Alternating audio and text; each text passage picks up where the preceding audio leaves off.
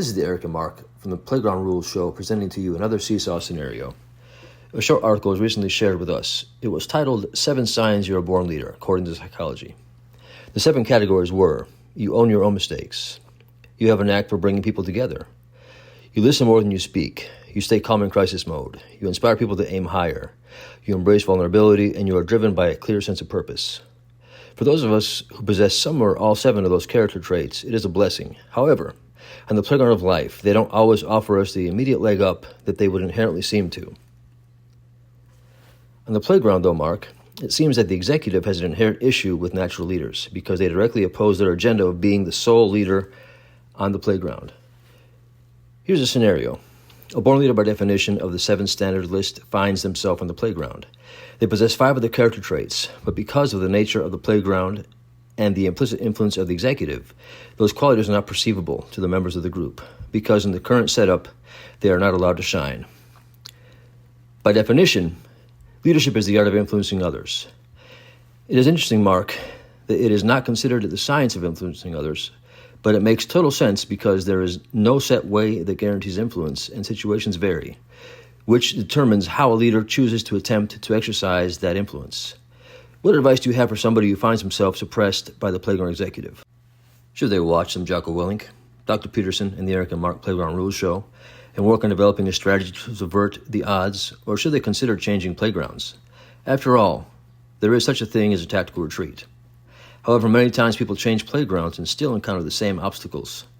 If you were in the above scenario, how would you navigate, or how have you navigated it successfully? How say you, brother? Eric, so you touched on a couple of important points there. We talk about actual leadership versus imposed leadership, as we've talked about in previous podcasts or alluded to. The idea of getting there through merit, of being earning as a leader versus being installed as a leader, or getting there by way of some kind of playground phenomenon like nepotism or similar. So I think that from my experience, from my vantage point, what I've seen, not to say that it couldn't happen, but I do want to say it seems to me unlikely in most situations that if somebody didn't view you as having leadership skills to begin with or leadership potential, the idea of them turning around and having that idea of you later and saying, oh, well, we never noticed you had leadership skills. So go ahead and put your stuff on display. You're a natural born leader. I don't think that that's likely in most situations. Again, not to say it couldn't happen, but I think about, for example, my own leadership skills and several teams that I've led, several people that have looked to me, and those situations were never in my friend groups in high school or whatever else because they just didn't take me seriously. You know what I mean?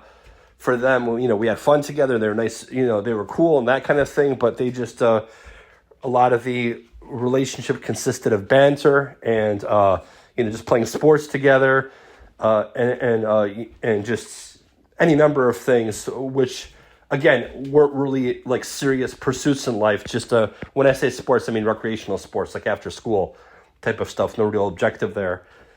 So I would say that, in my opinion, the chances are highly improved if you go ahead and you start off with a clean slate, probably with a new job or new friend group. Now, again, I know that's not always possible, but I do want to say that I believe that that's the best way to do it, because then people don't carry the same biases necessarily against you. They don't know your history, your reputation of maybe, like in my case, maturity and that type of thing, or immaturity doesn't follow you. And you're able to go ahead and get off to a fresh start with people having a brand new impression of you. So I think that, again, it may be at that point in time to change playgrounds. Now, if there's a way that you can do it, like, let's say a guy came in and he wasn't a very good player in a sports team, all of a sudden he became a great player and started encouraging everybody, he could turn around that image. That is definitely possible, but I think that the chances here, the best opportunity would be to go ahead, switch playgrounds, give people a new, fresh look at who you are, and then none of the history of who you were before or how other people may have perceived you, maybe didn't take you seriously as they should have, none of that will follow you. That's my take on it. You're absolutely right, Mark. There is seldom a second chance to make a first impression, and unless you are somehow given the blessing of the playground executive to all of a sudden step up into the ranks of a pack leadership, or through heroics are somehow able to subvert the odds, changing playgrounds may be inevitable. Which may have us conclude, at least for now, that having any one or all of these character traits innate to us will be a non-factor in and of itself, unless somehow the context presents itself in which our gifts are called for and not shunned before they see the light of day. I guess if we were to propose a silver lining, we would say that if you are an innate leader, your best bet is to proceed with confidence and don't present yourself as needy. You may not be included in current playgrounds, but if you are onto something, the hope is you will start your own. We hope this was helpful. Stay tuned for the next Seesaw scenario. Eric and Mark Show, signing out.